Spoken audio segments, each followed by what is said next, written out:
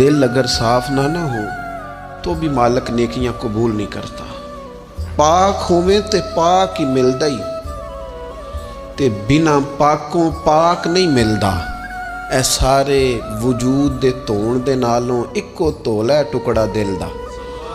ये जो पाकीज़गी है ना दिल की, ये ना हो तब भी नेक अमाल उसकी बारगाह में कबूल नहीं होते। नेक अमाल की कबूलियत के लिए दिल का साफ होना, कुशादा होना, खुला होना, ये भी ज़रूरी है। दिल में बोझ हो, अदावत हो, हसद हो, लोगों के लिए कीना भरा हुआ हो और अमाल कबूल हो जाए ना। उस करीम के कुछ फैसले हैं, वो अमाल की कबूलियत के आदाब बताता है।